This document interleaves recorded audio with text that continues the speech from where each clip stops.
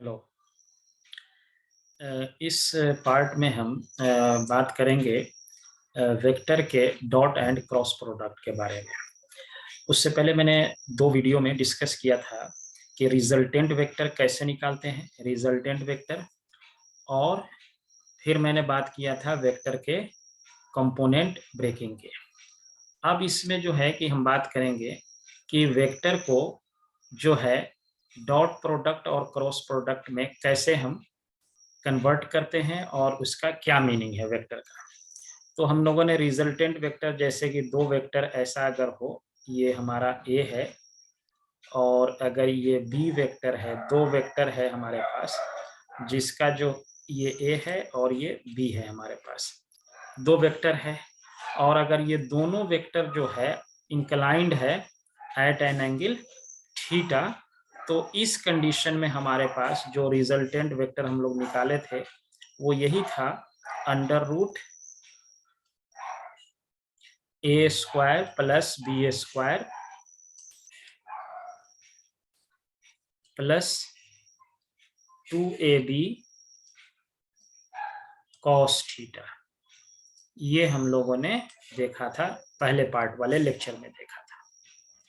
और ये रिजल्टेंट जो यहाँ से पास करेगा ऐसे, ये किस एंगल से पास करेगा, एक ए वेक्टर के साथ ये क्या एंगल बनाएगा, ये अल्फा अगर है तो इसका भी मैग्नीट्यूड हम लोगों ने एंगल जो है निकालना देखा था। tan अल्फा जो था ये हमारा क्या था, b sine theta divided by a plus B cos theta, b sine theta divided by a plus B cos theta. ये हम लोगों ने ऑलरेडी देखा हुआ है, दोनों बहुत इंपॉर्टेंट रिलेशन है। किसी भी वेक्टर के जो 2 वेक्टर है किसी एंगल थीटा पे इंक्लाइंड है तो उसका रिजल्टेंट निकालने के लिए ये यूज करते हैं।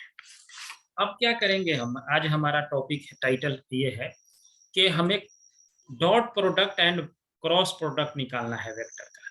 इसका क्या मीनिंग है डॉट प्रोडक्ट और क्रॉस प्रोडक्ट का, ये हम जो है अभी समझने की कोशिश करेंगे। तो इसमें थोड़ा डिफरेंट कलर ले लेते हैं। तो अब इसमें जो है हमारा डॉट प्रोडक्ट और क्रॉस प्रोडक्ट, ये ध्यान देने का बात है कि ये किसके लिए होगा, 2 वेक्टर के लिए होगा। Dot product, dot product, dot product. ये भी मान लिया जाए कि हमारे पास एक वेक्टर ए है और दूसरा वेक्टर बी है। ये हमारा वेक्टर ए है एंड दूसरा वाला जो वेक्टर है ये हमारा वेक्टर बी है। ये किसी एंगल थीटा से इंक्लाइंड है। तो dot product is defined as A dot, this is called dot B, equal to A B cos theta. और ये डॉट मीन्स ए भी एक क्या है, प्रोडक्ट है, मल्टीप्लाई करना है ये डॉट। वेयर ये ए क्या है, हेयर ए इक्वल टू ये मैग्नीट्यूड ऑफ वेक्टर ए। ये ध्यान देने वाली बात है बहुत ही, magnitude of vector A, and B क्या है, ये मैग्नीट्यूड ऑफ वेक्टर बी। ये वेक्टर बी का ये मैग्नीट्यूड है।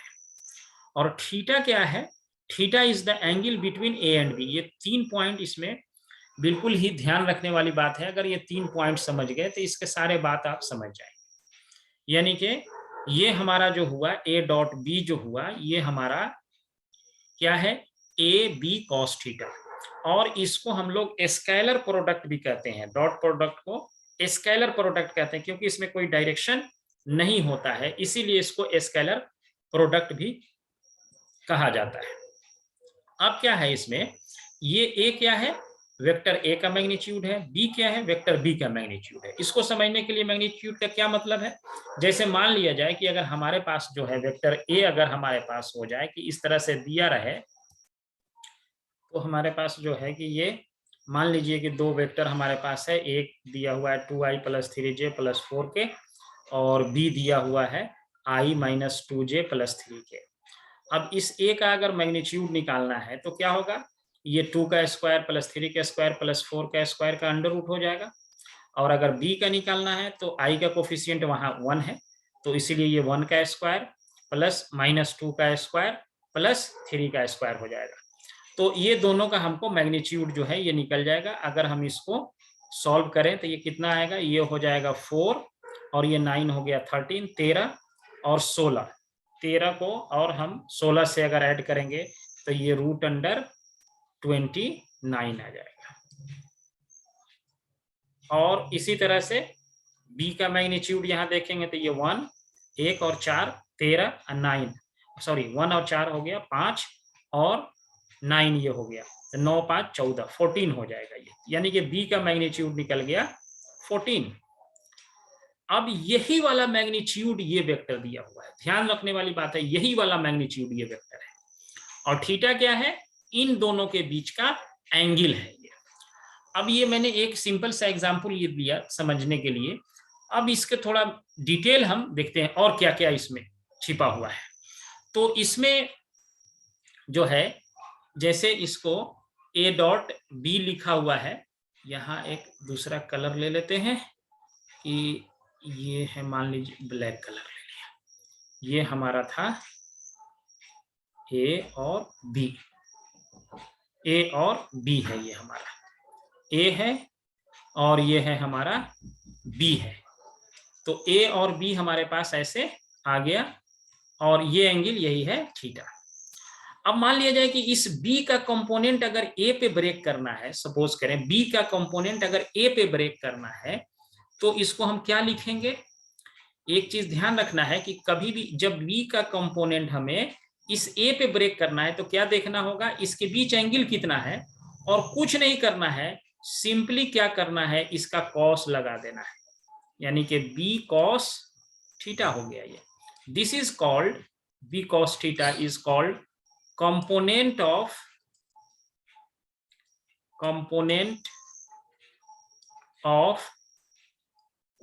vector b, component of vector b along vector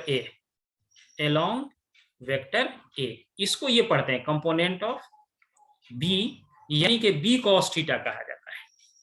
अब मान लिया जाए कि जो हमने ये लिखा है, अब अगर इसका पूछा जाता है इधर कंपोनेंट बताओ कितना होगा, इस a का कंपोनेंट b एक्सिस पे, इस एक्सिस पे, फिर एंगल देखेंगे कितना हो रहा है, ये थीटा हो रहा है एंगल। इसको दूसरा कलर लेते हैं समझने के लिए। तो अब ये हमारा एंगल जो है, ये वाला एंगल a जो है, इस पे एंगल a का कंपोनेंट अगर इस पे ब्रेक करना है b पे इसको, तो इसको लिखेंगे a cos थीटा हो जाएगा। और इसको कहेंगे component of a, component of vector a along vector b के तरफ इसका component of vector a along the vector b, इसको a cos थीटा कहेंगे। अब क्वेश्चन में क्या आता है, बड़ा इंटरेस्टिंग यहाँ चीज है कि क्वेश्चन में क्या पूछा जाता है। जनरली जब आप क्वेश्चन देखेंगे तो ये पूछा जाता है कि दो वेक्टर हमारे पास मान लिया है a, ये हमारा डॉट प्रोडक्ट है, इसको मैंने लिखा a b cos थीटा। अगर ये क्वेश्चन ये पूछता इसमें कि फाइंड कंपोनेंट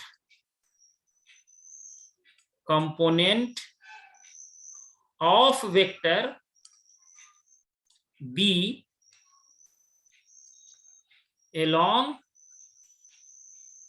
वेक्टर a, तो क्या कहते हैं इसको, component of b along a, यानी कि b का कंपोनेंट निकालना है, मींस मुझे ये वैल्यू निकालना है b cos थीटा। ये ध्यान रखना है, हमें b cos थीटा निकालना, तो यानी कि b cos थीटा जो है ये हमारा होगा सिंपली a का एंड b का dot product and divided by a, क्या है ये मैग्नीट्यूड ऑफ वेक्टर a है, ये मैग्नीट्यूड ऑफ वेक्टर ए है मैग्नीट्यूड ऐसे, ये मैग्नीट्यूड है हमारा, ये निकालना पड़ेगा हमें, तब इसको कहेंगे। ये बहुत बार ये क्वेश्चन पूछा जाता है इस तरह से, थोड़ा सा कंफ्यूजन इसमें होता है कि आंसर यही दिया रहता है, लेकिन कभी कभी कंफ्यूजन आ जाता है। अब इसको समझने के लिए हम एक एग्जाम्पल से इसको ट्राई करते हैं समझने का। मान लीजिए जाए हमारे पास जो है, सपोज करें कि हमारे पास जो दो वेक्टर है, मान लीजिए ये हमारा, दूसरा कलर लेते हैं इसको, ये। अब मान लिया जाए कि जो पहले एग्जाम्पल हमने जो लिया था, सपोज करें वही वेक्टर है। यहाँ एक चीज और समझ लें हम कि आई जो है ये क्या है, यूनिट वेक्टर है अलोंग द एक्स एक्सिस। तो अगर आई डॉट आई निकालना पड़े, पहले ये भी सीखना जरूरी है। आई डॉट आई मतलब ए के जगह पे कितना है आई, बी के जगह पे भी कितना हो गया आई, यहाँ क्या है ए का मैग्नीट्यूड, ए का मैग्नीट्यूड यानी आई का मैग्नीट्यूड कितना हो जाएगा 1। फिर उसके बाद यहाँ भी बी भी क्या है आई ही है, तो इस आई का मैग्नीट्यूड कितना हो जाएगा 1। और दो वेक्टर आई और आई है तो ये सेम डायरेक्शन में होगा, ये भी इसी डायरेक्शन में है आई, दूसरा वाला भी इसी डायरेक्शन में है, तो इसके बीच एंगल कितना हो जाएगा 0 इंटू कॉस 0। कॉस 0 भी 1 होता है, तो ये मिलकर के कितना हो गया आई डॉट आई 1 हो गया। इसी तरह से सिमिलरली जे डॉट जे भी 1 होगा। ये बहुत इंटरेस्टिंग चीज है, याद रखना है। के डॉट के जो है ये भी कितना होगा, ये भी 1 हो जाएगा। यानी कि लाइक वेक्टर का डॉट प्रोडक्ट क्या होता है, लाइक वेक्टर का डॉट प्रोडक्ट यूनिटी होगा। ये लाइक वेक्टर जो है लाइक यूनिट वेक्टर है, ये लाइक यूनिट वेक्टर जो है ये लाइक यूनिट वेक्टर है। ये ऐसे नहीं कि सारे भी के भी 1 हो जाएंगे, किसी भी वेक्टर का जो लाइक सेम होगा उसका डॉट प्रोडक्ट 1 नहीं होगा, ये यूनिट वेक्टर के लिए सिर्फ होगा। चाहे आई डॉट आई हो या जे डॉट जे हो या के डॉट के हो, तीनों के केस में 1 होगा। अब अगर मान लीजिए कि अगर आपके पास ये रहा आई डॉट जे रहा यूनिट वेक्टर, तो इसका फॉर्मूला बिल्कुल सेम है। आई का मैग्नीट्यूड लिखना है 1 हो गया, इनटू जे का मैग्नीट्यूड कितना हो जाएगा 1 इनटू कॉस। अब इसमें देखना है आई और जे के बीच एंगल कितना होता है, आई तो एक्स एक्सिस है, जे कितना किस एक्सिस पे है, वाई एक्सिस पे है, तो थीटा कितना हो गया इसके बीच 90 डिग्री। तो आई और जे के बीच एंगल हमारा 90 डिग्री हो गया, और cos 90 कितना होता है 0, तो इसीलिए ये हो गया 0। यानी कि जब भी दो आई और जे का प्रोडक्ट होगा डॉट प्रोडक्ट, तो वो 0 हो जाएगा। उसी तरह से जे डॉट के भी क्या हो जाएगा बताइए, कितना होगा 0। उसी तरह से के डॉट प्रोडक्ट आई जो है ये भी कितना हो जाएगा 0 हो जाएगा सिमिलरली। यानी कि आई जे जे के आई ये सबका डॉट प्रोडक्ट कितना हो जाएगा 0 हो जाएगा। अब एक एग्जाम्पल लेके इसको समझते हैं। मान लीजिए एक एग्जाम्पल हम यहाँ सेट करते हैं, और एक एग्जाम्पल सपोज करते हैं कि मान लिया जाए हमारे पास जो है ए कोई वेक्टर है, ये मान लेते हैं, सपोज करते हैं कि 2i plus 3j plus 4k है, सपोज करते हैं ये हमारे पास है। और हमारे पास जो b वेक्टर है वो हमारे पास जो b है इसको मान लेते हैं 4i plus 2j minus 3k। अब क्वेश्चन हमको ये कहता है, इसमें क्वेश्चन ये कहता है कि find the component of vector B.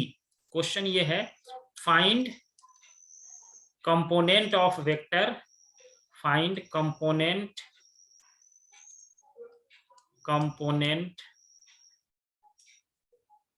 Of vector B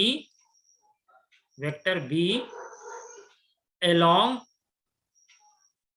vector A, along vector A के तरफ हमको इसको कंपोनेंट जो है निकालना है, वेक्टर बी का कंपोनेंट along ए। तो यही हमारा क्वेश्चन है। इसमें ये पूछ रहा है हमसे कि ये निकालिए बी cos थीटा निकालना है, यानी component of vector B along A, ये बी कॉस थीटा निकालना है। अब क्या है, ए डॉट बी, ए का जो वैल्यू दे रखा है वेक्टर में 2i + 3j + 4k यहाँ डाल दिया, और यहाँ क्या है, डॉट प्रोडक्ट करना है किसके साथ, वेक्टर बी के साथ, जिसका जो है कि वैल्यू दे रखा है 4i + 2j - 3k दे रखा है। अब कुछ नहीं, इसके हर एलिमेंट के जैसे मल्टीप्लाई करते हैं नॉर्मल, इसके 2i से इसके हर एलिमेंट में मल्टीप्लाई होगा, 4i में, 2j में एंड -3k में। तो जब हम इसको मल्टीप्लाई करेंगे, इसको पहला मल्टीप्लाई करेंगे इससे, तो 4 2 जा 8 हो गया, और i डॉट आई क्या होता है, 1 होता है, ये बता चुके हैं। तो यानी कि यहाँ पे जो हमारा वैल्यू आ जाएगा, ये हो गया 8 पहला वाला टर्म, और इस i का मल्टीप्लाई यहाँ j से हो जाएगा, क्या हो जाएगा, 0। फिर i का मल्टीप्लाई k से हो जाएगा, वो भी हो गया 0, यानी कि एक टर्म ये मिला, बाकी 0 हो गया। उसी तरह से जब 3j को 4i से करेंगे मल्टीप्लाई, तो ये 0 हो जाएगा, j क्रॉस i क्या होता है, j डॉट i 0 होता है। उसी तरह से 3j इंटू j क्या होता है, 1 होता है। तो 3 2 जा 6 हो गया, और j इंटू j क्या हो गया, 1 हो गया, तो ये 6 हो जाएगा। और 3 का इससे k से करेंगे मल्टीप्लाई, तो ये वाला पार्ट भी क्या हो जाएगा, 0 हो जाएगा। अब k वाला आएंगे, k का इस i के साथ मल्टीप्लाई करेंगे तो 0, k का j के साथ मल्टीप्लाई करेंगे तो 0, और k का k के साथ करेंगे तो यूनिट 1 हो जाएगा इसका। तो 4 3 जा 12 हो गया, ये -12 हो जाएगा। और फिर इस साइड क्या करना है, ये क्या है, ए क्या है, मैग्नीट्यूड ऑफ वेक्टर ए है। तो मैग्नीट्यूड ऑफ वेक्टर ए है ये हमारा, तो ए वेक्टर का मैग्नीट्यूड निकाल लिया। कैसे किया, वेक्टर ए दे रखा है, इसका मैग्नीट्यूड जो है ये डाल दिया यहाँ से। देखिए ए का है क्या है, 2i 3j + 4k, 2 का स्क्वायर + 3 का स्क्वायर + 4 का स्क्वायर कर दिया। और ये b cos थीटा यही निकालना है हमको, component of vector b along A. तो अब सारा वैल्यू हमको पता चल गया, ये हो गया ऐसा, ये हो गया 4 और 9 13 और 16, ये हो गया 29 इंटू b cos थीटा। तो यहां से हमारा b cos theta will be equal to, इसको अब इसको ऐड कर दिया, 8 है 6 14 में से 2 निकल गया, 12 निकल गया, 2 हो गया, डिवाइडेड बाई √29। तो यही हुआ कि इस बी वेक्टर का component along A will be equal to 2/29। अब इसके आगे वाले वीडियो में हम डिस्कस करेंगे cross product of the vector. यहां हमने अभी डिस्कस किया dot product of the vector.